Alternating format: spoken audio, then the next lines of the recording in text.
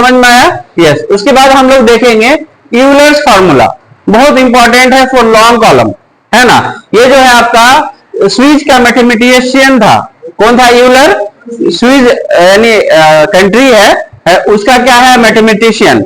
Mathematician क्या propose किया था? आपका लॉन्ग कॉलम एनालाइज किया था। क्या एनालाइज किया था? लॉन्ग कॉलम एनालाइज किया था 1757 में। कब एनालाइज किया था? 1757 में एनालाइज किया था। यूलर दिया है ये फॉर्मूला, है ना।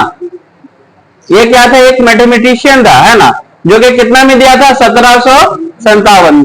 1757 देख रहे कब का है? बहुत 200 साल हो जाएगा, है ना। तो ये आपका यूलर्स फार्मूला दिया था। ये क्या बोला था? आपका लॉन्ग कॉलम को एनालाइज किया था। जब लॉन्ग कॉलम को एनालाइज करेगा तो क्या होगा? आपका शॉर्ट कॉलम को इग्नोर करेगा, है ना। शॉर्ट कॉलम में क्या हुआ आपका कि डायरेक्ट स्ट्रेस से जो फेल हो रहा था आपका कॉलम, क्या फेल हो रहा था आपका? शॉर्ट कॉलम कैसे फेल हो रहा था? डायरेक्ट स्ट्रेस से। तो उसको क्या किया? इग्नोर कर दिया। डायरेक्ट स्ट्रेस को क्या किया? इग्नोर कर दिया। और किसको आपका लिया? बकलिंग को लिया, है ना। तो आपका जो लॉन्ग कॉलम फेल होता है थ्रो क्या होता है आपका? बकलिंग। थ्रो क्या फेल होता है? बकलिंग। तो वही आपका यूलर जो बोला है, जो बकलिंग डायरेक्ट स्ट्रेस यानी लॉन्ग कॉलम जो होता है आपका हमेशा बकलिंग के थ्रू फेल होता है ना। यानी किस लोड के थ्रू फेल होता है? बकलिंग लोड के थ्रू फेल होता है। तो आपका यूलर्स जो है ना यही बताया है कि लॉन्ग कॉलम जो फेल होता है आपका किस में फेल होता है? बकलिंग में फेल होता है। और शॉर्ट कॉलम में डायरेक्ट स्ट्रेस को क्या करते हैं? इग्नोर कर देते हैं, निग्लेक्ट कर देते हैं। तो क्या फार्मूला दिया आपका फॉर लॉन्ग कॉलम? क्या फार्मूला दिया? बोलिए। Pi square E I by L square, है ना। इसको क्या बोलते हैं? पी को क्या दिया आपको? पी मीन क्रिपलिंग लोड और बकलिंग लोड, है ना। कॉलम जब भी फेल होगा किस कब फेल होगा? क्रिपलिंग लोड या बकलिंग लोड पर, है ना। तो अगर हमें फाइंड करना हो क्रिपलिंग लोड या बकलिंग लोड तो फाइंड नहीं कर सकते हैं। बोलिए। पी क्या हो गया आपका? क्रिपलिंग लोड और बकलिंग लोड। और ई क्या हो गया आपका? बोलिए। मॉडुलस ऑफ इलास्टिसिटी, है ना। Modulus of elasticity of a material, है ना, वो दिया रहेगा आपको क्वेश्चन में। और आई क्या हो गया आपका? लीस्ट मोमेंट ऑफ इनर्शिया, है ना। अब देखिए दो क्रॉस सेक्शन है, अब मान लीजिए रेक्टेंगुलर सेक्शन है तो क्या होता है? उसमें आई एक्स एक्स भी होता है और आई वाई वाई भी होता है। जब दो होगा तो उसमें कौन सा लेंगे? लीस्ट मोमेंट ऑफ इनर्शिया लेंगे। कौन सा मोमेंट ऑफ इनर्शिया लेंगे? लीस्ट मोमेंट, हाँ, लीस्ट मोमेंट ऑफ इनर्शिया लेंगे, ऐसा ना हो। और लेकिन वही अगर सर्कुलर का केस रहेगा तो कौन सा लेंगे? क्योंकि सर्कुलर का केस में क्या होगा? I X X is equal to I Y Y हो जाएगा, तो कोई एक ही लेंगे, है ना, यानी दोनों बराबर है। ठीक है, तो क्या हो जाएगा? बोलिए। लीस्ट मोमेंट ऑफ इनर्शिया और एल क्या हो जाएगा आपका? Equivalent length. इक्विवेलेंट लेंथ हम प्रीवियस क्लास में डिस्कस कर चुके हैं, है ना। जहां से बेंड होता है, एक होता है एक्चुअल लेंथ, एक होता है आपका इक्विवेलेंट लेंथ, जिसको क्या बोलते हैं? और बोलिए। और क्या? इफेक्टिव लेंथ, है ना। जहां से आपका बेंड होगा वहां से आपका लेंथ लेंगे। लेकिन एक्चुअल लेंथ क्या होता है आपका? सेंटर टू सेंटर डिस्टेंस होता है फ्रॉम सपोर्ट, है ना। सपोर्ट के सेंटर से सेंटर जो डिस्टेंस होगा वो एक्चुअल लेंथ होगा। क्लियर है कॉन्सेप्ट? तो आपका अगर कैलकुलेशन में आएगा तो फाइंड कर लीजिएगा क्रिपलिंग लोड, यस और नो। ठीक है।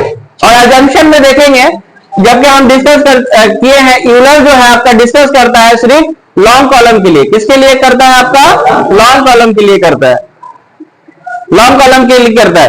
तो यूलर जो है अजम्पशन दिया है कि क्या अजम्पशन इसमें रहना चाहिए जिससे कॉलम आपका सेटिस्फाई करेगा, एनालाइज किया है। तो क्या क्या होना चाहिए? क्या है आपका अजम्पशन दिया है? अजम्पशन मीन अज्यूम किया है, फर्ज कर लिया है। क्या फर्ज किया? बोलिए। The columns are initially straight, यानी कॉलम जो क्या रहेगा आपका? इनिशियली स्ट्रेट रहेगा आपका, और फेल होकर क्या होगा? बकल हो जाएगा, बेंड हो जाएगा, है ना। तो पहला कंडीशन क्या है अजम्पशन में? कॉलम स्ट्रेट होना चाहिए। कॉलम्स क्या होना चाहिए? स्ट्रेट होना चाहिए। दूसरा कंडीशन क्या है? The columns are made of homogeneous and isotropic material, यानी कॉलम्स कैसा होना चाहिए? होमोजेनियस मटेरियल का होना चाहिए। आइसोट्रोपिक मीन बोलिए property are same in all direction, यानी प्रॉपर्टी क्या रहेगा? सेम रहेगा ऑल डायरेक्शन में, उसको क्या कहते हैं? आइसोट्रोपिक कहते हैं। होमोजेनियस मीन प्रॉपर्टी क्या रहेगा? फिजिकल प्रॉपर्टी सेम रहेगा, पूरा क्या रहेगा? सेम, एक ही जैसा रहेगा, उसको क्या कहेंगे? होमोजेनियस। आइसोट्रोपिक क्या कहेंगे? और हाँ, सेम प्रॉपर्टी रहेगा लेकिन ऑल डायरेक्शन में, है ना, उसे क्या कहेंगे? आइसोट्रॉपिक। तो कॉलम के कंडीशन में क्या होगा, column should be homogeneous and isotropic. Column क्या होना चाहिए, आइसोट्रॉपिक भी और होमोजेनियस भी होना चाहिए, ये एज्यूम किया आपका यूलर। ठीक है, तीसरा क्या होना चाहिए, बोलिए the columns carry perfectly axial load, है ना। द कॉलम हम क्या बोले, द कॉलम है इसमें कौन सा लोड लग रहा है, एक्सियल लोड लग रहा है। तो कॉलम्स में क्या लगना चाहिए, तभी वो एनालाइज किया क्या लगेगा, परफेक्टली एक्सियल लोड, है ना, यानी परफेक्टली वर्टिकल लोड उसके एक्सिस में जो लगेगा। अगर एक्सिस से अगर हटेगा तो क्या आ जाएगा, एसेंट्रिसिटी आ जाएगा, जो डिस्कस करेंगे।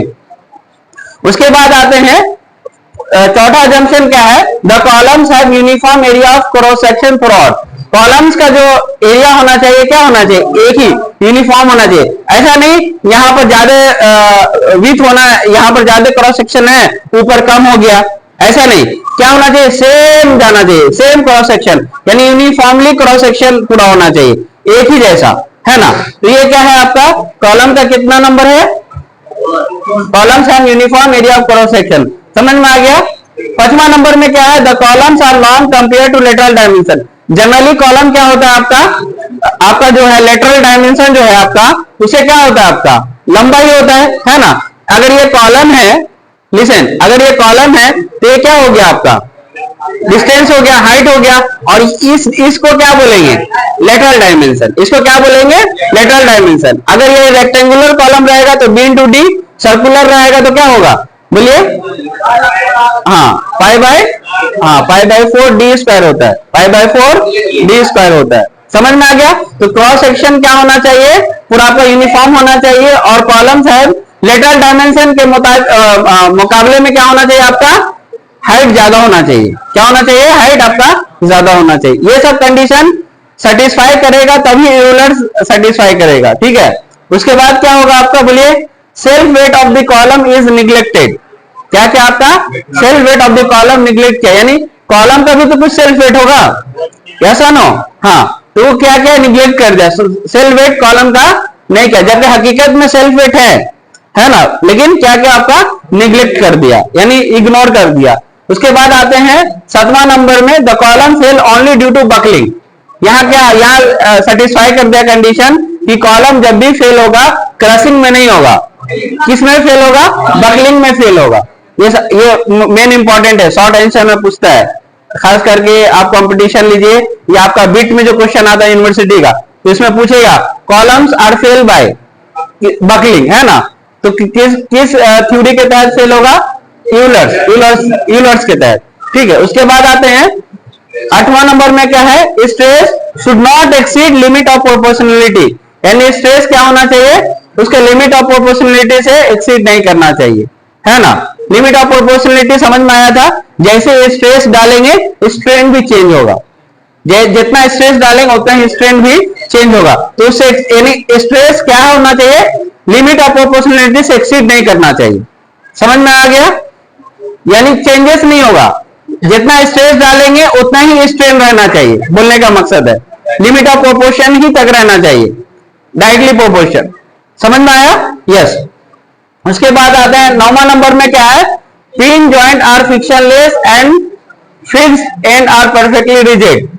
जो पिन जॉइंट है आपका अगर कॉलम में है तो वो क्या होगा आपका, बोलिए, फ्रिक्शनलेस होगा, है ना। क्या एज्यूम किया है, फ्रिक्शनलेस, और वही फिक्स एंड को क्या एज्यूम किया है, रिजिड, यानी एक जगह आपका फिक्स रहेगा, चेंजेस नहीं आएगा, ठीक है। तो ये आपका यूलर्स का अजम्पशन है, समझ में आ गया। कोई डाउट है तो पूछिए, नोट कर लीजिए अजम्पशन को।